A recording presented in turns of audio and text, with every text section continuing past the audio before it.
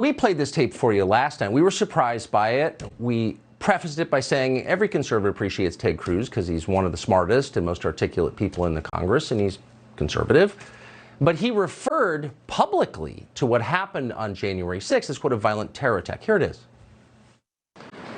We are approaching a solemn anniversary this week, and it is an anniversary of a violent terrorist attack on the Capitol, where we saw the men and women of law enforcement demonstrate incredible courage, incredible bravery, risk their lives to defend the men and women who serve in this Capitol.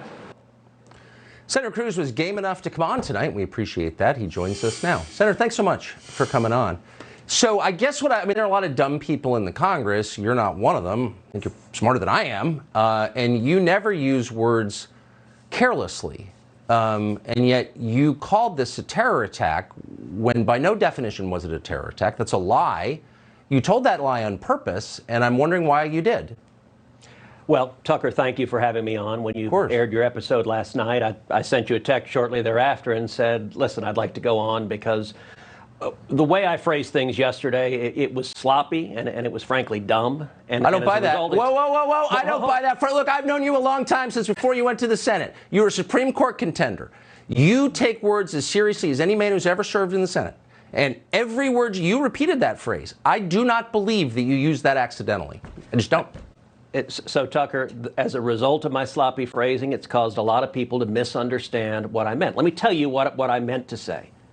What I was referring to are the limited number of people who engaged in violent attacks against police officers. Now, I think you and I both agree that if you assault a police officer, you should go to jail.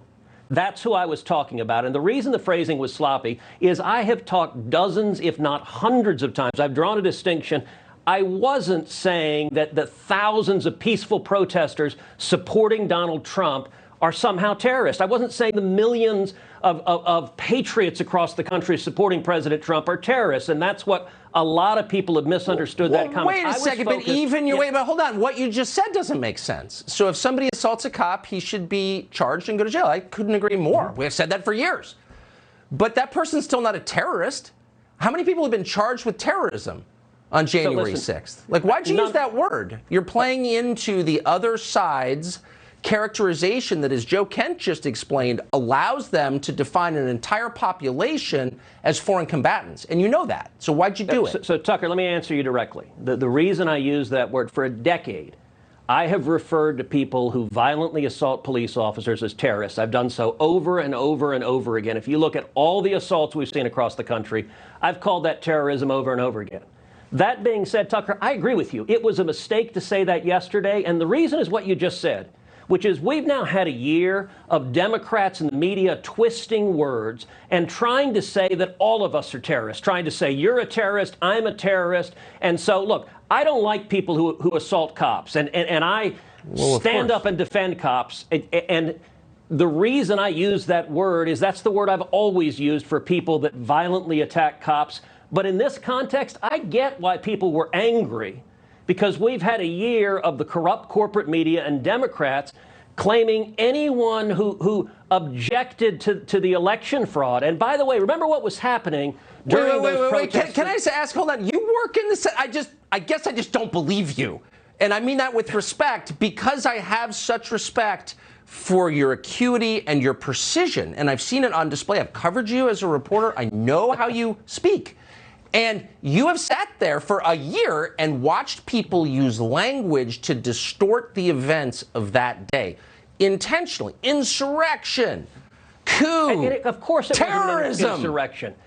Saying it's an insurrection is a political term. It's a lie. I've repeatedly denounced it. And when it comes to, look, I was focusing on what I normally say.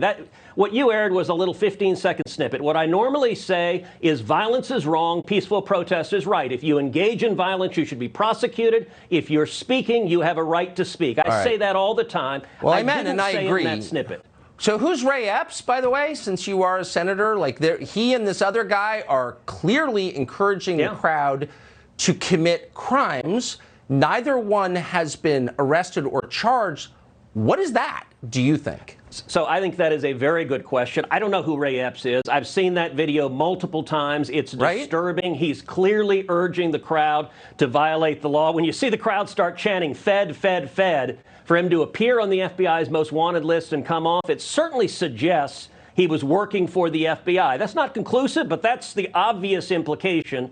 And the Attorney General and the Department of Justice won't answer the question. Tucker, I can tell you, I joined with a number of other senators trying to get the Biden DOJ to answer the question why so many January 6 prisoners are in solitary confinement, why they're being treated so much worse than the Antifa rioters and the people who committed firebombing and a year of riots across the country. And this Biden DOJ won't go after them.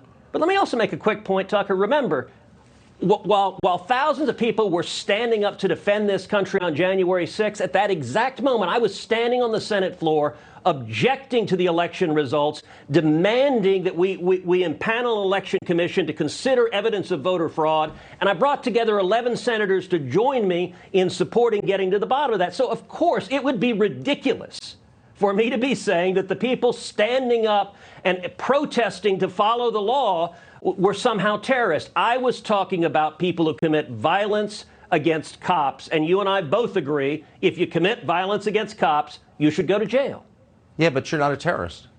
You know, you're not. You're a guy who assaulted a cop. Okay, so there's a legal difference, as you well know better than I do, since you were actually in the running for the Supreme Court.